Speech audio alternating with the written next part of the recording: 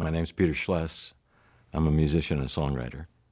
And I met Karen in 1979 in Houston, Texas. And I had just finished about 8 years on the road as a musician. Peter was very successful. And I kind of thought, how did he hook up with her? And then he told me the story of how he did. And I'm like, I get it. Okay. I was playing at a club called Spiro's, which was like a Greek restaurant, dinner club type of thing. And it was then that I was up there on stage playing, and Karen was a waitress in the restaurant, basically busting tables and so forth.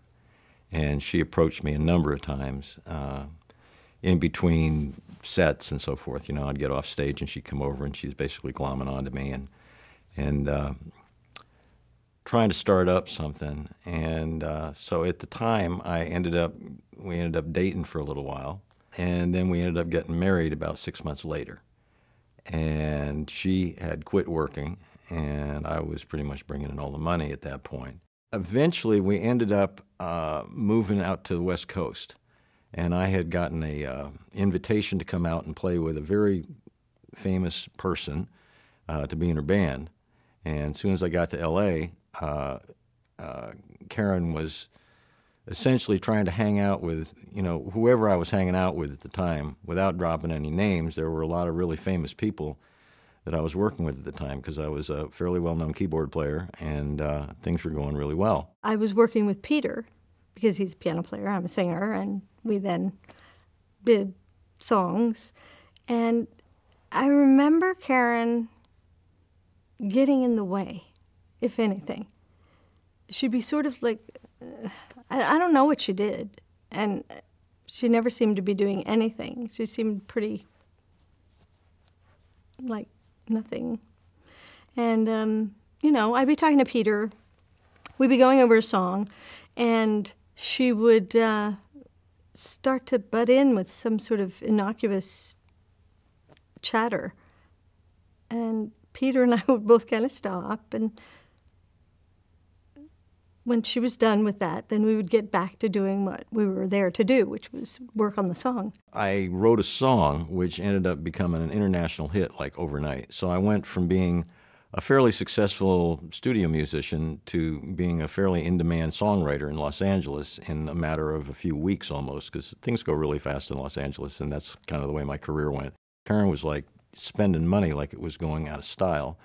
Buying stuff with time payments and the whole business, you know, everything that just pretty much wiped out my royalties. You know, I was invited to their apartment in Los Angeles. Beautiful apartment, swanky, I guess, what you'd call it. And I thought when I was in there, I thought, wow, Karen has everything she could possibly want here. Everything. Kitchen, clothing, furniture, nice stuff. I went, she was just a groupie who got really lucky to hook up with such a nice guy like Peter Schless. Peter is a brilliant musician, and Karen is kind of somebody who got married to a brilliant musician. You know what I mean? Like, I don't know what kind of skills or value that she had on her own, because I never really saw her produce anything. So, you know, mostly she was kind of riding along Peter's, you know, because Peter was very, you know, popular and very well known and very respected because he's one of the best piano players in the world. He's an incredible songwriter. And so he had a lot of respect, and she sort of like rode along on that. Karen seemed to want to sort of glom onto wherever I was going. She wanted to go there because she knew there were famous people wherever I was going to be, just so she could, you know, tell her friends she was hanging out with all these famous people and everything. She didn't do anything to do that, you know. She was just, you know, a hanger-on, basically. Peter would attend gatherings, or let's say we were going either into the studio or we would be performing. And she was always hanging on him. Like, hanger-on is like literal hanging on him, trying to be part of the limelight. Her whole bit was to try to hang out wherever she could so that she could say that she knew all these people when she didn't actually. It was the same thing when she was at Celebrity Center. You know, she's claiming to be a big, you know, executive in the church and all this kind of stuff. It's a bunch of BS. I was there. You know, she was working at Celebrity Center for a little while. She was a total basket case. She didn't stay there for very, very little time because she wasn't successful, because she didn't know what she was doing. She keeps making herself to be more than what she is when she's not really anything. She had to be more important to herself than anybody else I think I've ever met. And, I mean, when I wrote On the Wings of Love, the way I remember it, Karen was in the kitchen cooking coffee and breakfast. That was what was happening at the time. The only thing that Karen Pressley ever had to do with On the Wings of Love is to collect songwriting royalties because she was married to me. Again, just, you know, a total vampire, you know, trying to get money for something that she never did anything to do. Peter, when he came up here to Golden Era, she had to come with him because she was his wife. But she never really, he had a place here. He was here for a reason. He was producing.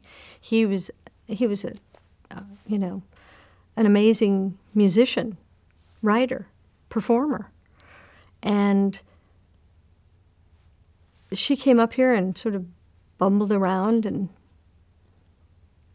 never really found a place to fit in, nor produce something, nor accomplish anything, nor be anything, except in her own mind. At one point, the personnel department sent Karen to me to be my assistant.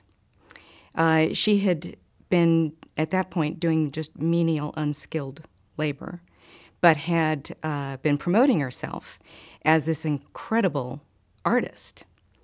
And so they sent her to me, and only I couldn't get her to do anything. She couldn't produce. So it was clear to me, you know, somebody who is an able designer, somebody who is an able illustrator or artist or whatever, you just give them a spark of a concept, and they can roll with it, and they contribute to it, and they, you know, have something to add, and, you know, let their imagination run wild and do something very, you know, creative and contribute to it. And that was not Karen. She couldn't do that. It's hard to remember, wow, what did Karen do? What actually did she do? Was it something else that she was good at, or that I could remember what she worked on or participated in? And I have a blank. I have a total blank. I don't even remember. And I think I actually knew her for at least 10 years, must have been at least 10 years. And I can only remember one small part of when she was working in the same office as me. And otherwise, I don't remember her being part of anything. I have no idea. I cannot recall what else she did. It's taken me some thought process to remember, who is Karen? Why? I mean, like the name. It's like, God, that name is so familiar to me. Who was she? And then after some thoughts of, who's Karen? Oh, whoa, hold on. I used to sit literally right next to her, and I didn't even remember who she was. She doesn't come to mind as being part of any other job, any other activities, any other position here at Golden Era Productions or at any other organization. I just don't recall her being a key factor in anything. I don't think she finished anything. I don't think she ever got a product. Not that I recall. When Karen left, it was almost like, okay, Karen left. That's it. There was no loss. There was no, oh, someone has to do what she was doing. She left with my BMW, which I just paid for. She left with about $6,000–7,000 worth of Nordstrom's charges. So you're basically talking about a, you know, same mentality. Barmaid, waitress, trailer trash. And that's what Karen Pressley was all about, and she still is.